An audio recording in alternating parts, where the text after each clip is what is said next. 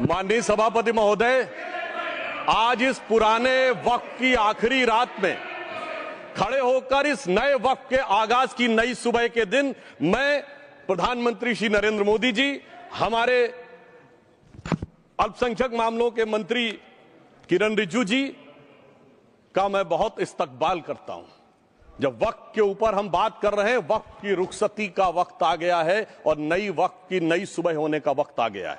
अगर हमें इस पे बात करनी है तो मुझे चार दृष्टि से बात करनी पड़ेगी। एक, इस बिल के तकनीकी प्रावधान जिसपे बहुत सारे लोग बहुत कुछ बोल चुके हैं। दूसरा है वक्त की अवधारणा, तीसरी है वक्त की राजनीति और चौथा है वक्त की राजनीति के नाम पर होने वाली वह सांप्रदायिक बनाम सेकुलर की राजनीति। सबसे पहले हमारे नेता सदन माननीय नड्डा जी ने बताया कि किस विस्तार के साथ इस वक्त कमेटी ने काम किया, किस शिद्दत के साथ हमारी सरकार ने काम किया।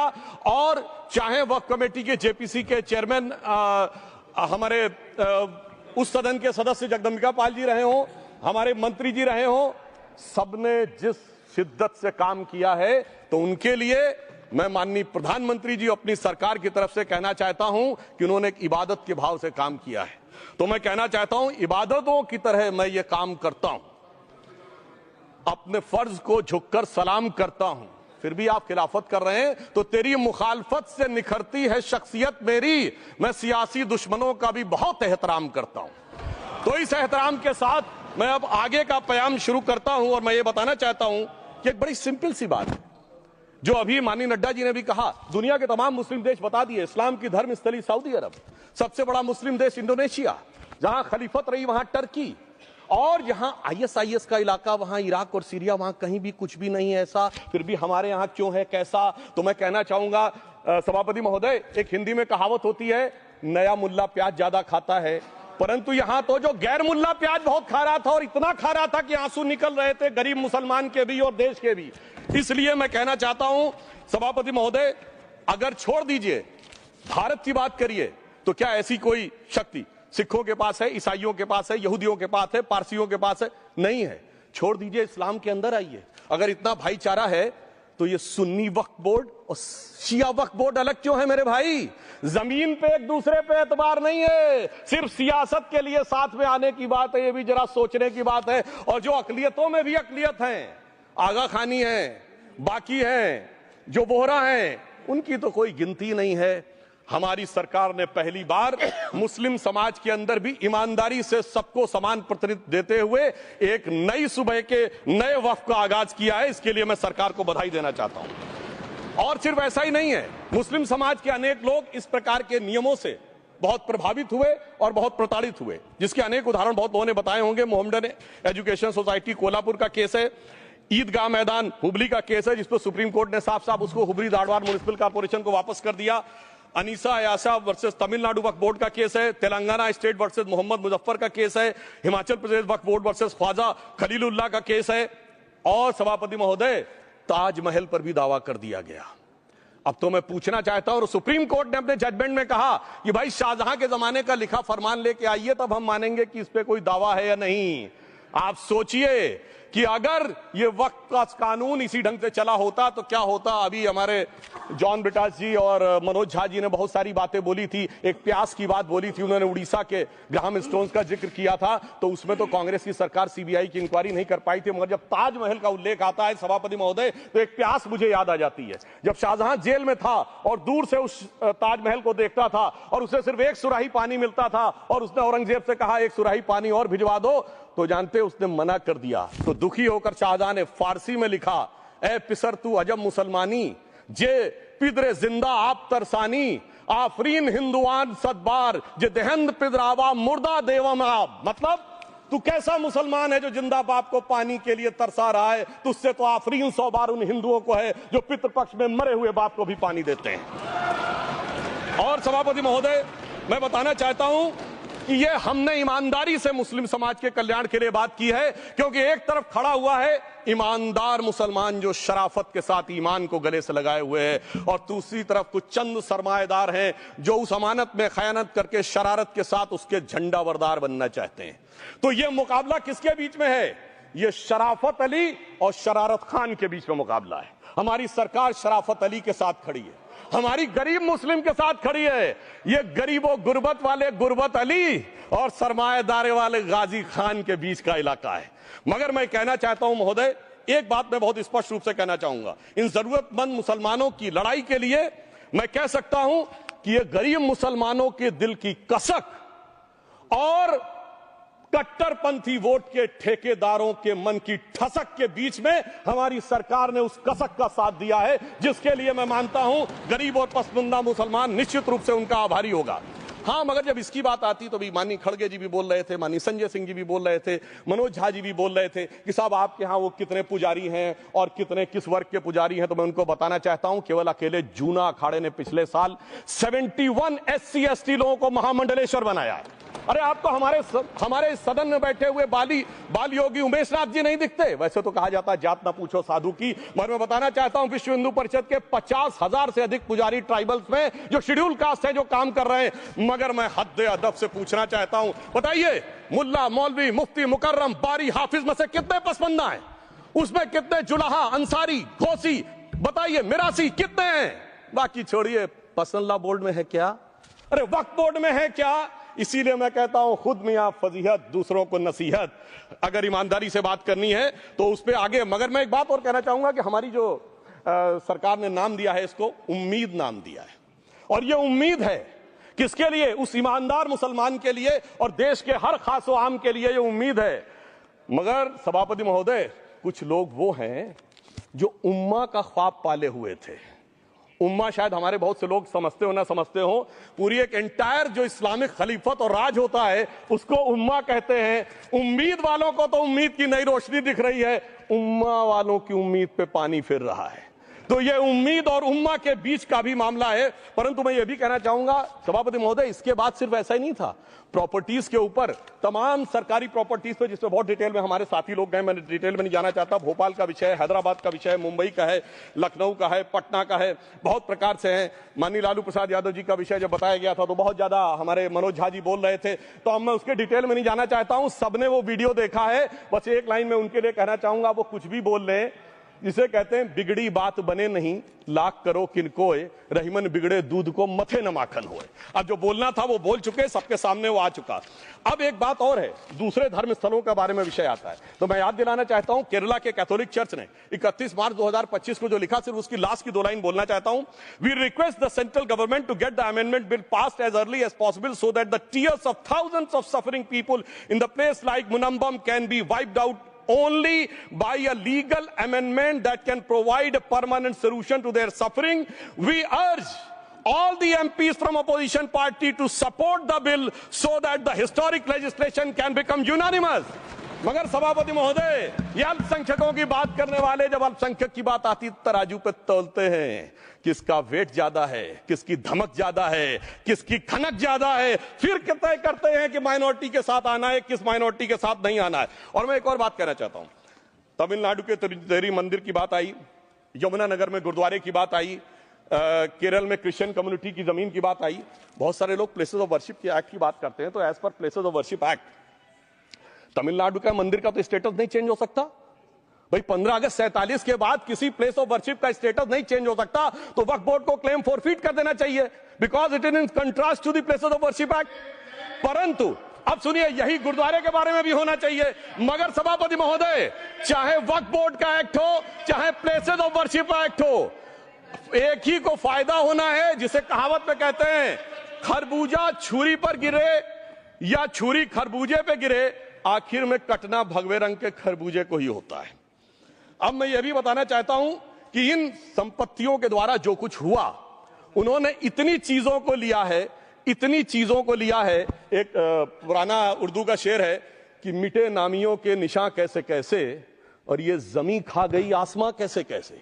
इस जमीन ने कैसे कैसे लोगों को अपने में समा लिया, इसकी तमाम तारीख गवाह है। अगर मैं इसमें बहुत डिटेल में जाऊंगा तो सदन का बहुत सारा वक्त जाएगा, परंतु मैं एक बात ये कहना चाहता हूं कि जब इतना ज्यादा आगे बढ़ गया तो फिर कोर्ट ने आगे इंटरवेंशन करना शुरू किया। मैं डिटेल में नहीं जाना चाहता हूं। अभी कार्तिकेय शर्मा जी ने बहुतों ने बोला सैयद फसल का case versus Union of Government, Allahabad High Court के केस को कहा, मगर Bashir versus State of West Bengal case में उन्होंने बहुत क्लियर कट कहा है कि waqf is not a religious religious denomination in accordance with Article 26 of the Constitution, so the matter relating to the restricting the economic, financial, political and other sectoral activities that may be associated with religious practice under Article 25(2)(a) of the Constitution can be regulated by the state. तो मुझे लगता है अब इसके बाद कोई किंतु परंतु का स्कोप नहीं रह जाना चाहिए। परंतु उसके बाद भी सभापति महोदय जो कानून को न माने, जो कहे संविधान को नहीं मानेंगे और जो ये कहे कि साहब अदालत के आदेश को भी नहीं मानेंगे, तो फिर इसका मतलब उसके मन में तो एक ऐसी बादशाही आ गई है। इसके लिए मुझे सभापति महोदय वो पुरानी वाली फिल्म अगर लोगों को याद हो तो मुगले आजम का वो सीन याद आता है कि जब अकबर ने अनारकली को कैद कर लिया तो सलीम कहता है जब्त मैं करूं जिसकी की जमीन वीरान हो गई है, जब्त वो न करे जिनके सिर्फ शौक के बाद चाहत को ठेस पहुंची है। ये जिल्ले इलाही की बादशाही नहीं बल्कि खुदाई है। मैं कहना चाहता हूं जो संविधान को न माने, कानून का न माने, इसका मतलब वो अपनी खुदाई में जी रहा है। तो ये वो लोग हैं। और वैसे मैं सभापति महोदय खुदाई से आजकल बहुत से लोगों को डर लगता है, क्योंकि जहां जहां खुदा है वहां वहां भगवान है, जहां जहां खुदा है वहां वहां भगवान है। बाकी आप सब बहुत बुद्धिमान हैं। अब मैं ये भी बात कहना चाहता हूं, और वैसे आखिर में उस अनारकली को कैद से छुड़ाने के लिए सलीम का एक हिंदू साथी दुर्जन सिंह ही आया था। मैं कह सकता हूं कि वक्फ की इस मुकद्दस जमीन को अगर कैद करके रखा है तो उन चंद लोगों ने जिनके दिमाग आज भी उन चीजों में भरे हुए हैं कि कोई समझता हम तो किसी जमाने में हुक्मरान वक्त थे, कोई कहता हुजूर नवाब थे, कोई कहता बादशाह आलमगीर थे, कोई कहता है बादशाह गाजी जिंदा पीर थे। तो नदीमुल हक साहब ने जो बोला था ना, किसी के बाप का हिंदुस्तान थोड़ी है, बिल्कुल मैं कहना चाहता हूं जिन्होंने इस देश के लिए खून बहाया उनके बाप का हिंदुस्तान है, उस गरीब मुस्लिम कारीगर के बाप का हिंदुस्तान है। पर जो ये कहते हैं कि आगरे का लाल किला किसके बाप ने बनवाया, आगरे का किला किसके बाप ने बनवाया, दिल्ली का किला किसके बाप ने बनवाया, हैदराबाद का चार मीनार किसके बाप ने बनवाया, उसके बाप का यह हिंदुस्तान नहीं है।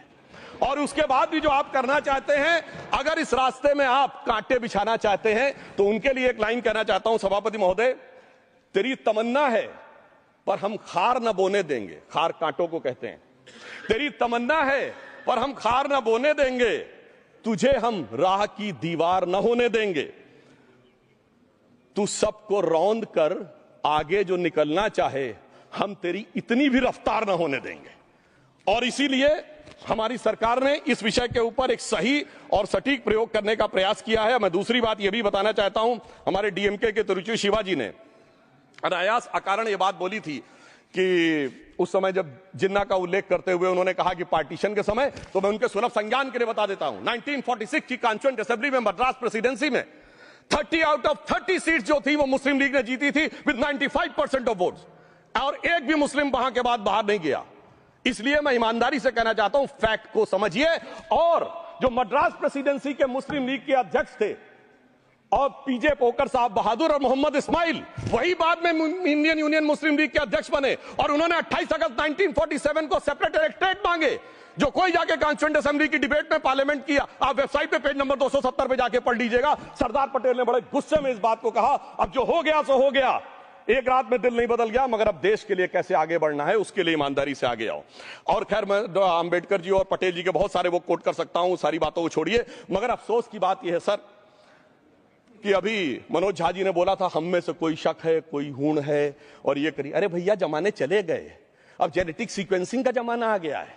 और जेनेटिक सीक्वेंसिंग ने क्या प्रूव किया है, दुनिया के सबसे बड़े मुस्लिम देश इंडोनेशिया के राष्ट्रपति आए थे और राष्ट्रपति भवन में उन्होंने डिनर के दौरान कहा कि few weeks back I got my genetic sequencing done and I was told that I am an Indian GDNA. अरे साहब कहां गुलामी की मानसिकता में पड़े हुए हैं सभापति महोदय। और यहां गुलामी की मानसिकता इस कदर पैबस्त है लोगों के दिमागों में, किसी सदन के एक सदस्य यहां विराजमान है, वो उस समय महाराणा सांगा का उल्लेख कर दिए।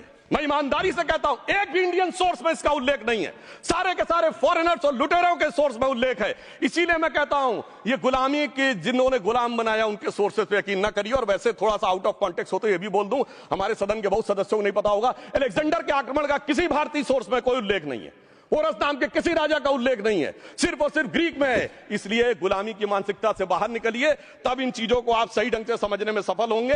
मेरा अब यह भी अनुरोध अपने सदस्यों के साथ है।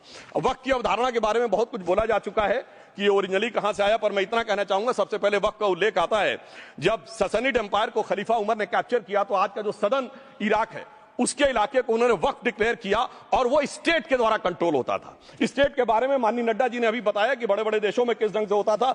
सर सैयद अहमद खान ने भी वक्फ को मूल इस्लाम का हिस्सा न मानते हुए इसके लिए मुजार शब्द कहा है जो शरिया के अंतर्गत आता है, और इसी के लिए उन्होंने फतवा आलमगीरी को भी कोट किया था। और इसीलिए 1894 की जो प्रिवी काउंसिल का जजमेंट जो आया था वो वक्फ अल औलाद के खिलाफ आया था। मगर सभापति महोदय 1906 में कलकत्ता कांग्रेस अधिवेशन में कांग्रेस ने प्रस्ताव पारित किया कि प्रिवी काउंसिल के जजमेंट में कुछ गलती है, इसे बदलना चाहिए। क्योंकि 1904 में जिन्ना कांग्रेस को ज्वाइन कर चुके थे, इसलिए मैं कहना चाहता हूं फिर 1913 में वो जजमेंट बदला कि हमारे सदन के बहुत से सदस्यों ने इस सदन और दूसरे सदन में बोला है। मैं एक सेंटेंस बोलता हूं, लगेगा जैसे वही लोग बोल रहे हैं। वर्ड ये है, कोट है, since the bill was introduced to administer the Muslim law for Mussalmans so the question of public policy does not arise. लगता है जैसे हमारे कोई सदस्य में बोल रहा हूं। सर ये मोहम्मद अली जिन्ना ने अप्रैल 1913 में ही used this word while moving the report of the select committee to the imperial legislative council. Sir 1913 से 2013 तक भाषा ही नहीं बदली और आज भी भाषा नहीं बदल रही है। हमें ईमानदारी से, और उस समय यूपी और बंगाल ने उसका विरोध किया था। आज यूपी और बंगाल के लोग किस तरीके से साथ में है वो पूरी तरीके से दिखाई पड़ता है। इसलिए हम ये कहना चाहते हैं, हाँ एक प्रश्न बहुत उठाया जाता है कि केवल मुस्लिम ही वक्फ को क्यों दान दे सकता, ऐसा वक्फ बोर्ड में क्यों संशोधन किया गया। मैं ईमानदारी से कहना चाहता हूं, ऐसा नहीं कि मैं इस्लामिक मामलों का बहुत बड़ा आलिम फाजिल जानकार हूं, मगर इस्लाम में बहुत साफ मान्यता है कि जो गैर मुस्लिम है उसकी इबादत अल्लाह कबूल नहीं कर सकते, उसकी दुआ कबूल नहीं होगी तो दान कैसे कबूल होगा। साहब हम इस्लामिक भावना का सम्मान कर रहे हैं। हमारे अल्पसंख्यक मंत्री गए थे तो वो मदीना में डेफिनेट लेवल तक जा सकते, उसके आगे नहीं जा सकते। अगर इबादत की इजाजत नहीं है तो साहब जायदाद की इजाजत कैसे हो सकती है। मुस्लिम भावना का सम्मान है, और अगर है तो कोई मुल्ला मौलवी मुफ्ती मुकर्रम बारी आज आके बता दे कि कबूल हो सकती है दुआ, तो हम दान भी कबूल करने के लिए तैयार हैं। और तो और छोड़िए साहब, जब आप कहते हैं कि हर चीज हलाल होनी चाहिए, तो साहब हलाल करने की प्रक्रिया नहीं, हलाल करने वाला भी मुस्लिम होना चाहिए, तब वो हलाल होता था। तो मैं पूछना चाहता हूं साहब, काटने के लिए तो हलाल होने के लिए मुस्लिम जरूरी है और बांटने के लिए बगैर मुस्लिम के भी हलाल होगा, ऐसा तो नहीं हो सकता। तो जो हमारी सरकार ने किया है वो मुस्लिम भावना के सम्मान के लिए किया है। और जहां तक मैं कहना चाहूंगा, हिंदू समाज के बारे में बात करते हैं, हमारे यहां कोई प्रॉब्लम नहीं है। हमारे यहां कोई ऐसा नहीं कि हज पे कोई गैर मुस्लिम नहीं जा सकता। हमारे देखिए कुंभ में 50 लाख विदेशी आए थे और किसी से नहीं कहा या कन्वर्ट हो जाओ। इसलिए मैं कहना चाहता हूं, हिंदुइज्म की धारणा और बाकी धारणा का जो तुलना करने का प्रयास करते हैं वो बहुत उचित नहीं है। मगर सभापति महोदय, इस वक्त ने कई अद्भुत नजारे दिखाए। इस्लाम में जो काफिर से ज्यादा मुशरिक और शिर्क को बुरा माना गया, नहीं जो भगवान को माने ही नहीं। यहां देखिए वो लेफ्ट के लोग जो कहते हैं धर्म एक अफीम है, वो आज खुदाई खिदमतगार बन के खड़े हो गए। सोचिए कैसा बदलाव आया है। और सर मुझे एक और चीज नजर आती है, एक पुराना गीत था, वक्त ने किया क्या हसी सितम। तो आज मैं कहना चाहूंगा, वक्त ने किया क्या हसी सितम कि मुस्लिम लीग और शिवसेना मिलके हो गए हम। और मैं कहना चाहता हूं, ये मुस्लिम लीग वो है जिसने सेपरेट इलेक्टोरेट की मांग की थी, और इस शिवसेना के उबाटा के हमारे इस सदन के एक सदस्य हैं। और सर हमारे साथ मुरली जी बैठे हैं, मुरली देवड़ा जी ने मुझे याद दिलाया, उन्होंने, मिलिंद देवड़ा जी ने याद दिलाया, उन्होंने कहा एक जमाने में उन्होंने कहा था मुस्लिमों की नागरिकता छीन लेनी चाहिए। इसीलिए मैं कह रहा हूं, वक्त ने किया क्या हसी सितम, ये दोनों मिलके हो गए हम। और सर मैं इसके बाद एक टेक्निकल बात करना चाहता हूं। जब इन्होंने टाइम ड्यूरेशन हटा दिया था और बैक में पीछे जा सकते थे, तो मैं पूछना चाहता हूं सर कि जब ब्रिटिश हुकूमत आई तो उसने तो मुगलों सारी हुकूमत ले ली थी, तो उनका मालिकाना हक कैसे हुआ। सर 1707 के बाद तो इस्लामी हुकूमत दिल्ली से खत्म हो गई थी। एक आखिरी मुगल बादशाह शाह आलम के लिए तो बोला जाता था सल्तनत शाह आलम दे लाल किले ते पालम, यानी आज का IGI एयरपोर्ट। तो साहब उसके बाद ये गुजरात के सूरत से लेकर लखनऊ तक उनका मालिकाना हक निकलने कहां से लगा। अरे भाई जब दिल्ली को कैप्चर किया था अंग्रेजों ने तो सारी जमीन अंग्रेजों की थी। तो जब मैं अपने कांग्रेस के मित्रों से पूछना चाहता हूं, ये जब गवर्नमेंट ऑफ इंडिया एक्ट में पावर डीड ट्रांसफर की थी तो पढ़े नहीं थे क्या, या खोखले कागज पर साइन कर लिए थे, या कागज सही था आप खोखला करने की बात है। मैं पूछना चाहता हूं, जब 250 साल तक वो हुकूमत ही नहीं रही तो उस हुकूमत के फरमान की लेजिटिमेसी कैसे हो सकती है। ये मैं कानून विदों के लिए भी एक फूड फॉर थॉट रखने की बात करता हूं। और दूसरी बात मैं कहना चाहता हूं, ये किन हुकूमतों की बात कर रहे हैं सभापति महोदय। अगर सूरत नगर निगम पे दावा है मुगल के जमाने का और तमिलनाडु के मंदिर पर अरकाट के नवाब का। सभापति महोदय, ये वो हुकूमतें थी जो जजिया लगाती थी, ये वो हुकूमतें थी जो जिम्मी का कॉन्सेप्ट रखती थी, ये वो हुकूमतें थी जो गाजी की बात करती थी। क्या भारत के संविधान में उन हुकूमतों के फरमान को सही मान्यता देना सही है? बिल्कुल गलत है। मैं कहता हूं बाबा साहब अंबेडकर के संविधान में यदि आप ऐसी हुकूमतों के फरमान को रखने की कोशिश करते हैं तो this is fraud on constitution. और हमारी सरकार ने अगर बैक डेट से वो बंद किया है तो उस फ्रॉड को रोकने की पूरी व्यवस्था की है। और यहां पर मैं ये भी कहना चाहता हूं सभापति महोदय, जमींदारी उन्मूलन 1948 में हो गया, मगर ये बाद में जमींदार कैसे क्रिएट हो गए? हमने बचपन में विनोबा भावे, हम लोग के जन्म से बहुत पहले की बात है, विनोबा भावे जी के भूदान आंदोलन की बात सुनी थी, जिसमें जमींदारों से पैसा लेके जमीन लेके गरीबों को दी जाती थी। पर सभापति महोदय, कभी आपने सुना कि गरीबों की जमीन जमींदारों को मिल जाए? वो 2013 के बोर्ड ने वो व्यवस्था कर रखी थी। यानी वो भूदान आंदोलन था गांधी जी के शिष्य विनोबा जी का, तो आज के गांधियों के नेतृत्व में भू हड़प आंदोलन शुरू हो गया। अगर वो भूदान आंदोलन था तो ये भू हड़प आंदोलन था। इसलिए मैं एक और बात भी कहना चाहूंगा सभापति महोदय कि जिन हुकूमतों के फरमान की बात की जाती है, एक और फैक्ट है, इसको कोई अन्यथा न ले, जितने मुस्लिम बादशाह अलाउद्दीन खिलजी के बाद उन्होंने बगदाद की खलीफा का खुतबा पढ़ा है। That is a foreign rule, it's on record. कैसे उसको भारत सरकार मान्यता दे सकती है? इसलिए मैं कहना चाहता हूं जरा सा गौर से देखेंगे तो हकीकत आपके सामने आ जाएगी। और क्या कभी किसी ने कल्पना की, किसी क्रिश्चियन ने तो नहीं कहा कि इंडिया गेट हमारा है, गेटवे ऑफ इंडिया हमारा है, और चर्च नहीं सही फिर भी चर्च गेट हमारा है? तो फिर यह केवल किसी एक के दिमाग में क्यों आती है? हमने जो इवैक्यू एक्ट के तहत दे दिया था पाकिस्तान के गए लोगों को, क्या हमारे जो सिख और हिंदू भाई आए थे उनकी जमीनें मिली? अरे महाराजा रणजीत सिंह की राजधानी लाहौर थी और काबुल तक था राज, तो क्या उन्होंने जमीनें नहीं दान दी होगी गुरुद्वारे और मंदिरों को? वो मिली। अरे वो तो छोड़िए, ननकाना साहब और करतारपुर साहब तक नहीं मिला था। इससे दिखाई पड़ता है कि कितनी एक तरफा हम लोगों ने कोई निगोशिएट ही नहीं किया और उसे करने की बात कही थी। इसलिए मैं कह सकता हूं सर, अब हमारी सरकार ने जो संशोधन किए हैं, अब यह मजहबी हुकूमत के फरमान से नहीं, बाबा साहब अंबेडकर के संविधान से चलने वाला है। अब मैं अंत में उस विषय के ऊपर आता हूं जिसे सांप्रदायिक राजनीति बनाम सेकुलर राजनीति इसके ऊपर कहा जाता है।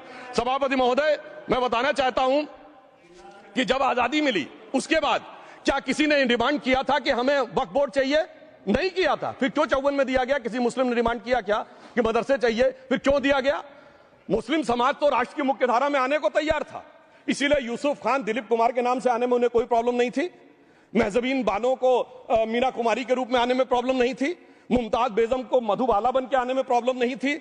हामिद अली को अजीत के रूप में आने प्रॉब्लम नहीं थी। मगर, और मैं यह भी बताना चाहता हूं, मुस्लिम समाज में बहुत बड़ा तबका उस समय इस बात को सोच रहा था, और अभी कपिल सिब्बल साहब बोले ये उस चीज के वकील नहीं, इन्हें पता होना चाहिए, पता होगा कि सुन्नी सेंट्रल वक्फ बोर्ड राम मंदिर में 1961 में मुद्दई बना है, 12 साल के बाद। क्योंकि के मोहम्मद ने लिखा है कि एक बहुत बड़ा तबका था जो ये मानता था कि हमें इस चक्कर में नहीं पड़ना चाहिए। मगर अफसोस कि वही लेफ्टिस्टों, सेकुलरिस्टों ने उनको समझाकर इस मुकाम तक लाकर खड़ा कर लिया। अब यहां मैं एक और बात कहना चाहूं, खैर छोड़िए उन सरकारों ने बाद में क्या दिया, मगर उसके बाद सुनिए, इंदिरा जी के जमाने में मुस्लिम पर्सनल लॉ बोर्ड आया, तो राजीव जी के जमाने में शाहबानो केस आया, तो नरसिम्हा राव के जमाने में 95 का एक्ट आया, तो मनमोहन सिंह जी के जमाने में 2013 का एक्ट आया, मगर इलाज नहीं निकला। तो इसे एक शेर में कहूंगा कि मरीजे सेकुलर इश्क पर लानत खुदा की, मर्ज बढ़ता गया जो जो दवा की। अब मैं सभापति महोदय एक और बात कहना चाहता हूं, शुरू के 20-25 साल में मुस्लिम समाज के बारे में मैं कहना चाहता हूं। आज जब आजादी मिली तो मुस्लिम समाज के प्रतीक कौन थे? उस्ताद बिस्मिल्लाह खां, उस्ताद फरीदुद्दीन डागर, उस्ताद बड़े गुलाम अली, उस्ताद जाकिर हुसैन, जिनकी अभी कुछ दिन पहले डेथ हुई, बड़े बड़े नगमा निवार, हसरत जयपुरी, मजरूर सुल्तानपुरी, साहिर लुधियानवी, कैफी आजमी, जोश मलियाबादी, जिगर मुरादाबादी। अब सर क्या हो गया? तब मुस्लिम समाज इन अदब के शाहकारों के साथ जोड़ा जाता था। आज मुस्लिम समाज का नेतृत्व किन लोगों के साथ जोड़ता है? इशरत जहां, याकूब मेनन, मुख्तार अंसारी, अतीक अहमद, दाऊद इब्राहिम। कौन जोड़ रहा है ये? तब से सर, जब से ये सेकुलर हो गया देश 1976 से और सेकुलर सियासत शुरू हुई, उसने ले जाकर इनको इस मुकाम तक पहुंचाया। और इस वक्फ बोर्ड के बिल में भी जो बात कही जा रही है सर, मुस्लिम समाज को यह समझाया गया कि तुम्हें बीजेपी वालों को तुमसे बड़ी अदावत है, और कहा गया इनको बड़ी मोहब्बत है। जब यह देश आजाद हुआ, मैं उत्तर प्रदेश का रहने वाला हूं, उत्तर प्रदेश में 1931 की संसद में 8% रेट ऑफ डेथ थी और सैयद मुसलमानों में 24% थी। यूपी की ब्यूरोक्रेसी में 20% थे। आज कहां चले गए सब? मैं एक लाइन में कहना चाहूंगा, ये अदावत और मोहब्बत की सियासत में ऐसे फंसे कि किसी को किसी की मोहब्बत ने मारा, किसी को किसी की अदावत ने मारा, मगर इस शराफत अली को सेकुलर सियासत ने मारा। और मैं सभापति महोदय एक और बात कहना चाहता हूं कि चलिए बोलिए। Fauzia Khan, please one second, mike is there. Yes, ये बोल रहे हैं मुस्लिम समाज आज का इशरत जहां और फलाना टेररिस्ट के साथ नाम जोड़ रहे हैं। ये बिल्कुल आरोप है सर, इसको एक्सपंज करना चाहिए। ये समाज के साथ अन्याय है। ये बात आपको एक्सपंज करना होगा सर, ये बात को। एक honourable member, if you would carefully go through what Sudhanshu has said, I am sure you will appreciate his spirit. Just think for a moment. He has not cast any aspersions. Sudhanshu, go ahead. Time में जवाब दूंगा और उसके बाद ये हमारा सदन माने ना माने जो देख रहे होंगे उनके लिए कहना चाहता हूं, sir doctor APJ Abdul Kalam. One second. काहे परेशान? Vaiko ji, honourable member, Vaiko ji, oh my God, Vaiko ji,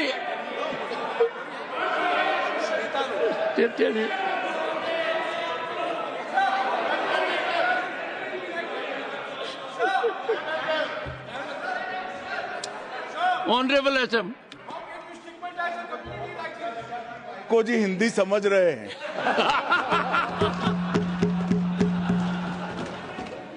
One second. Fauziya Khan, one second. First, I think.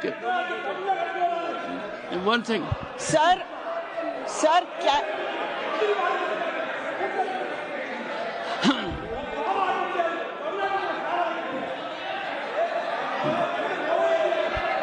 Sir, community cannot be stigmatized. Yes, sir. An entire community cannot be branded like this. Fauziya Khan ji, I'll come to you. I'll give you the opportunity. Honorable Finance Minister. But one line he said, one line, one nimisham irungappa, please. He might be very emotional, sir, but that one line he said is objectionable and I will seek your indulgence to remove it. He said, Tamil Nadu la kaadu vai paakren. You enter Tamil Nadu, I'll see you. No good. No good. Illa, tappadu. Tappu. Neenga appadi sollakudadu. Neenga appadi pesuradhu tappu. நீங்க அப்படி பேசுறது ரொம்பவே தப்பு. இந்த நாட்டுல யார் வேணாலும் எங்க வேணாலும் கால் வைப்போம். யாருக்கும் அதிகாரம் இல்ல ஒரு உயிர் மேல. Honorable Finance Minister. So sir, this is atrocious. You set foot in Tamil Nadu and take care. What is that language? We have a Home Minister after a long time who has brought about changes unthinkable. What he said, you can be fully assured. Yes, Honorable Home Minister. Yes, Jairam ji. Minister, please. If the Honorable Finance Minister has found a statement objectionable, Jairam ji, the statement of the Honorable Member stigmatizing a whole community is objectionable. Oh. And what is worse is the chairman lending respectability to that view. Oh my. That is even worse. Honorable that is even worse. Minister. मान्यवर, सुधांशु जी ने मुसलमानों के लिए कुछ नहीं किया है, India alliance के लिए किया है। अब मैं एक एक कर कर बता देता हूं। अरे सुनो ना भाई, आप सुनो तो। अरे दिग्विजय सिंह सुनिए, मैं खड़ा हूं ना अपने पैर पर। मान्यवर, सुधांशु जी ने कहा इशरत जहान, यही एनसीपी पार्टी ने इशरत जहान के घर पर जाकर रुपयों का इनाम भी दिया था और उसको शहीद बताया था।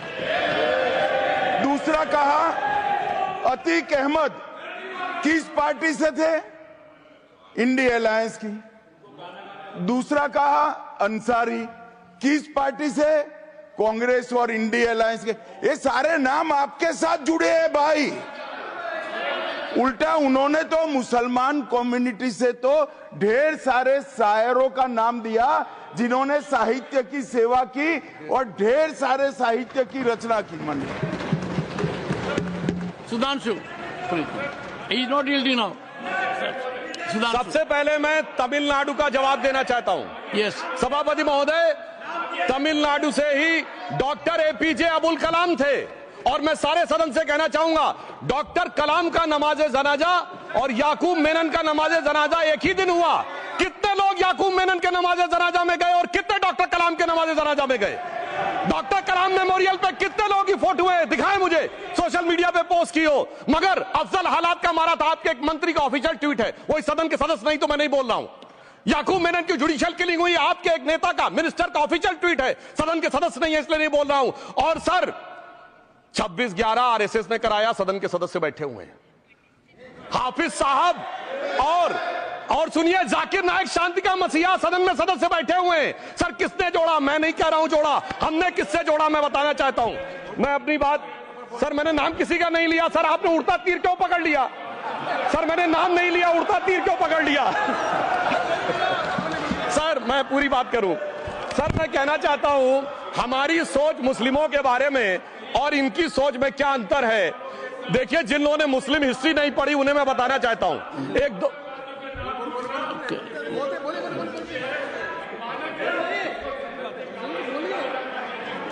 सभापति महोदय, मैं थोड़ा उन लोगों को इस्लामिक हिस्ट्री के बारे में बताना चाहता हूं। Honorable Digvijay Singh, please. No, I'll give a chance. I'll give. माननीय सदस्य, Honorable Digvijay Singh जी। माननीय सभापति महोदय, जो माननीय सदस्य ने बात कही है, मैं सुन रहा था डॉक्टर त्रिवेदी जी की बात। उन्होंने कहा था ऐसे ऐसे ऐसे मुसलमान हम लोगों के साथ हैं और वैसे वैसे मुसलमान इन लोगों के साथ हैं।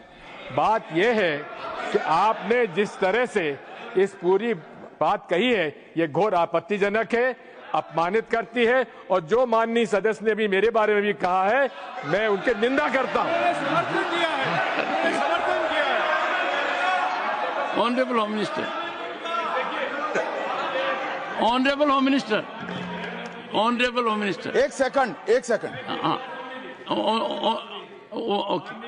Okay. One second. Your mic will be on.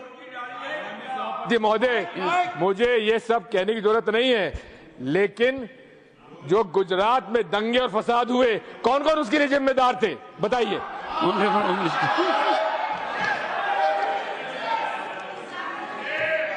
मान्यवर, मैं ध्यान से बारीकी से पूरे संवाद को सुन रहा हूं। माननीय सदस्य सुधांशु जी ने दिग्विजय सिंह का नाम नहीं दिया। अब वो खड़े होकर कहे मेरे बारे में कहा, इससे साबित हो गए। और अभी भी मौका है। आपने नहीं कहा है कि 26/11 के हमले में आरएसएस का हाथ था, तो अभी खड़े होकर माइक चालू कराकर बुलवा दीजिए। माननीय और आपत्तिजनक बात है, मैंने ये बात कभी नहीं कही है, ये आप लोगों का प्रचार है। मेरी आपत्ति इस बात की थी कि सभी माननीय सदस्य ने और बात कही है कि अब हमारे तरफ ऐसे ऐसे मुसलमान थे और वैसे वैसे मुसलमान हम लोग की तरफ थे। ये पूरे समाज के साथ, पूरे अल्पसंख्यक समाज के साथ अपमानजनक बात है। और माननीय सभापति महोदय, आप बताइए, माननीय गृह मंत्री जी, आप वहां पर थे, गृह मंत्री थे जब दंगे हुए थे, तो आप लोगों का क्या रोल था ये जन जाहिर होम मिनिस्टर। निवर, इनको मेरा हुआ ऐसा है कि मैं ही दिखाई पड़ता हूं। आपकी सुनिए, अब सुनिए ना दिग्विजय सिंह, सुनिए, 1 मिनट सुनिए। दंगे शांत होने के बाद 18 महीने के बाद मैं गृह मंत्री बना। दंगा हुआ तब मैं गृह मंत्री नहीं था। सुधांशु त्रिवेदी संदर्भ में किसी का नाम नहीं लिया अजीज बर्नी की किताब थी 2611 एंड आरएसएस कॉन्स्पिरेसी, कोई जाके चेक कर ले उसमें कौन कौन कहां कहां था। अब मैं मुसलमानों के बारे में कहना चाहता हूं, मुस्लिम समाज के लिए। बहुत से लोग ऐसे हैं जिनको मुस्लिम समाज की हिस्ट्री नहीं पता है। मैं बताना चाहता हूं, भारत से जब न्यूमेरिक सिस्टम सबसे पहले गया तो अल जहर थे सबसे पहले, जिन्होंने जाके 1793 में जो सूर्य सिद्धांत था उसका अरबी में ट्रांसलेशन हुआ सिंध हिंद।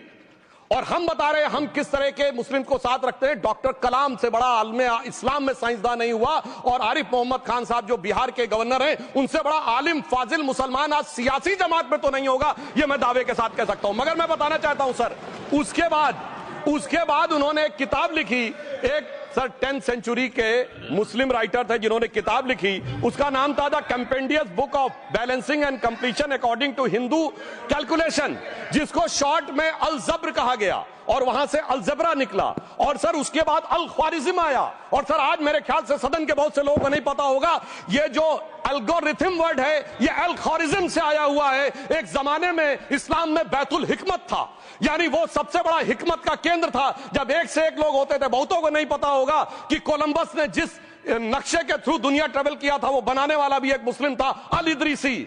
मगर सर एल्गोरिथम आज ऐसा बदला कि एआई के एज में दलगत भावना से ऊपर उठकर औरंगजेब के साथ खड़े हो गए। सर ये एल्गोरिथम किसने बदल दिया, ये मैं बताना चाहता हूं। इस पे थोड़ा सोचने की जरूरत है। इसलिए मैं कहता हूं मुस्लिम पॉलिटिक्स की सोच क्या थी, हमने किन मुसलमानों का साथ दिया है, मैं बताना चाहता हूं। सर वीर अब्दुल हमीद की शहादत की 50वीं वर्षगांठ 2015 में हुई। प्रधानमंत्री मोदी जी ने उनके पूरे परिवार को और उनकी पत्नी को बुला के सम्मानित किया, और इन लोगों ने उस यासीन मलिक को, जिसके ऊपर 3 एयरफोर्स के ऑफिसर्स को हत्या करने का आरोप था, वो प्रधानमंत्री आवास में सर साफ दिखाई पड़ता है कौन किसके साथ खड़ा हुआ है, कौन किस तरह के मुसलमान के साथ खड़ा हुआ है। और सर मैं ये भी कहना चाहता हूं सर, ये पिछले सर अपने टर्न पे बोलिए सर, पिछले 30-35 सालों से हुआ खड़ा किया जा रहा है। 1990 में जब राम मंदिर आंदोलन हुआ, कहा गया बीजेपी आएगी उत्तर प्रदेश में खा जाएगी। सर बीजेपी आने के बाद उत्तर प्रदेश में जानते क्या हुआ सर, 22 साल से शिया सुन्नी के बीच में जो दंगे चलते थे और मदे साहबा का जुलूस नहीं निकलता था, शिया समुदाय का मदे साहबा का जुलूस लखनऊ में हमारी सरकार में निकलना शुरू हुआ। और उसके बाद कहा गया केंद्र में भाजपा आएगी तो खा जाएगी। सर अटल जी की सरकार आई, इतनी शानदार स्थिति रही। उसके बाद कहा गया गुजरात में आएगी तो भाजपा खा जाएगी। सर गुजरात का मुसलमान आज सबसे समृद्ध मुसलमान है, सबसे ज्यादा जकात वहां से आता है। उसके बाद कहा गया मोदी जी की सरकार आएगी तो क्या होगा। सर मोदी जी की सरकार आने के बाद हमारे साथियों ने बताया है अल्पसंख्यक समुदाय के 70% लोग हैं जिनको किसी न किसी एक योजना का लाभ जरूर मिला है। और सर फिर कहा गया सीए आएगा तो नागरिकता छिन जाएगी। सर उसके बाद भी आपने सब देखा, और सर हम बचपन में सुनते थे कि राम मंदिर बनने लगेगा तो मिडिल ईस्ट के देश पेट्रोल देना बंद कर देंगे। सर राम मंदिर भी बन रहा है, और भारत मिडिल ईस्ट कॉरिडोर भी बन रहा है, और अबू धाबी में भी मंदिर बन रहा है, और 4 मुस्लिम देशों ने सर्वोच्च नागरिक सम्मान मोदी जी को दिया हुआ है। इसलिए मैं कहना चाहता हूं सर, मर्ज हो तो उसका इलाज किया जा सकता है। जैसे हमारे यहां वैद धनवंतर माने गए हैं, इस्लामी अकीदे में वैद हकीम लुकमान माने गए, तो कहा गया है उनके लिए कि इसमें क्या रखा है, देखे है जो तू आन के पास, बदगुमा वहम की दारू नहीं लुकमान के पास। यानी मर्ज का इलाज है, पर वहम का इलाज तो हकीम लुकमान भी नहीं कर सकते जो आपने पाल कर रखा है। मैं कहना चाहता हूं हम किन मुसलमानों की बात करते हैं, आप गंगा जमुनी तहजीब की बात करते हैं। सर दारा शिकोह औरंगजेब का बड़ा भाई था, उसने उपनिषदों का अध्ययन किया, संस्कृत में अनुवाद कराया और नाम रखा सिर्राए अकबर, यानी वर्ड्स ऑफ गॉड। मैंने किसी को दारा शिकोह की जयंती मनाते हुए नहीं देखा। मैं पूछना चाहता हूं बेगम बीबी ताज, उनके घर पे जाते किसी ने सुना? सर ये बताइए, आलम शेख इतने बड़े कृष्ण भक्त के कवि, किसी ने सुना उनके घर पे जाते हुए? मलिक मोहम्मद जायसी जिन्होंने पद्मावत लिखा, उत्तर प्रदेश के रहने वाले, उनके घर पे कोई गया? ये बताइए ब्रिगेडियर मोहम्मद उस्मान के घर पे कौन गया? आजमगढ़ में, गाजीपुर के रहने वाले थे, आज तक जाने वालों में नहीं दिखे। और मैं सर बताना चाहता हूं एक और बात, सर एक सैयद इब्राहिम रसखान हुए हैं, बहुत बड़े कृष्ण भक्त के कवि। सर जिन्होंने क्या लिखा, उन्होंने कहा मेरा अगला जन्म हो तो भी मैं कृष्ण भक्ति बनना चाहूंगा, मनुष्य बनूं तो ग्वाल बाले के रूप में, और पशु बनूं तो गाय के रूप में। उन्होंने कहा मानुष हो तो वही रसखान, बसों ब्रज गोकुल गांव के ग्वारन, जो पशु हो तो कहा बस मेरो चरो नित नंद की धेनु मजारन। सर उन्होंने कहा गायों के बीच में नंद बाबा की गायों में जन्म लेना चाहूंगा। मगर सर आज एक ऐसे नेता आए हैं इस देश में जिनको गायों से बदबू आने लगी है, तो उनके लिए मुझे मेरे मन में भाव आता है सर कि श्री रामचंद्र कह गए सिया से, ऐसा कलयुग आएगा गोपालक श्री यदुवर कुल में एक ऐसा नेता आएगा जिसे बकरे कटने में खुशबू मिलेगी, गौ माता में बदबू पाएगा। रामचंद्र कह गए सिया से कैसा कलयुग आएगा। अब सर मैं एक और बात भी कहना चाहता हूं, हम किनको मानते हैं सर? नजीर अकबराबादी को सुनिए, कृष्ण भक्त के लिए क्या कहा। सर मैं एक बोलना चाहता हूं, बुल्ले शाह ने क्या कहा? बुल्ले शाह ने कहा, अभी होली गुजरी है, उसने कहा था आज होली खेलूंगी मैं, कर बिस्मिल्लाह। उन्होंने आगे कहा, अलस्तु बिरबिकुम, प्रीतम बोले, सब सखियों ने घूंघट खोले, नाम नबी की रतन चढ़ी, सुनिएगा, नाम नबी की रतन चढ़ी और बूंद पड़ी अल्लाह अल्लाह, आज होली खेलूंगी मैं, कर बिस्मिल्लाह। तो मैं भी कहता हूं अब बिस्मिल्लाह करिए और उसके बाद हमारे इस सहयोग करिए, इस सकारात्मक उसका, वरना अल्हम्दुलिल्लाह जो हम मुसलमानों के लिए और देश के लिए करना चाहते हैं उसमें हमें सफलता जरूर मिलेगी। अंत में मैं सिर्फ यह कहना चाहता हूं सर, तमाम प्रकार की बातें यहां पर हुई, सकारात्मक और नकारात्मक, मगर अफसोस की बात यह है कि 1913 के वक्फ वाल औलाद से लेके 2013 के वक्फ वाल औलाद तक इनकी फितरत नहीं बढ़ती, क्योंकि सर ये तो पार्टियां ही अल औलाद है, तो इनको तो उससे बहुत ज्यादा वो होगी। पर मैं सिर्फ अंत में कहना चाहता हूं सर, अपनी सोच बदलिए। आप जिस कश्ती पे सवार होकर इस दरिया को पार करने की कोशिश कर रहे हैं, पिछले 75 साल में नहीं कर पा रहे हैं, 10-12 साल में बहुत हिचकोले खा रहे हैं, तो कश्ती और रास्ता बदलिए। तो इनके लिए अंत में एक पंक्ति कहते हुए बात समाप्त करना चाहूंगा कि इन्होंने कश्ती भी नहीं बदली, दरिया भी नहीं बदला, पर इन डूबने वालों का जज्बा भी नहीं बदला, पर है शौक सफर ऐसा, एक उम्र हुई हमने, मंजिल भी नहीं पाई, रास्ता भी नहीं बदला। अब अगर नई मंजिल पानी है, नई मंजिल की नई सुबह देखनी है, तो मैं कहना चाहता हूं आइए सबको साथ लेकर चलिए। और एक ऐसा वक्त आया है जब मैं जो हमारे किरण रिजिजू जी ने कहा था कि मैंने शम्मा जलाई हवाओं के खिलाफ, तो मैं प्रधानमंत्री मोदी जी की तरफ से कहता हूं कि हमें इल्जाम मत दीजिए, बहुत अफसोस होता है, हमें इल्जाम मत दीजिए, बहुत अफसोस होता है। बड़ी तरकीब से कश्ती यहां तक लेके आए हैं और बदल देते हैं हम दरिया की लहरें अपनी हिम्मत से, आंधियों में भी अक्सर चिराग हमने जलाए हैं। धन्यवाद।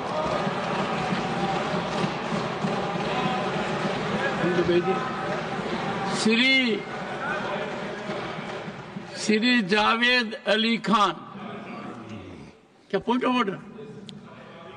धन्यवाद सभापति जी। One second honourable member Tiruchi ji, under which rule? 261 sir है 261 rule 61 261 yes, I am at rule 261. Sir, if the chairman is of opinion that a word or words as or have been used in debate which is or defamatory or indecent or unparliamentary or undignified, he may in his discretion order that such word or words may be expelled.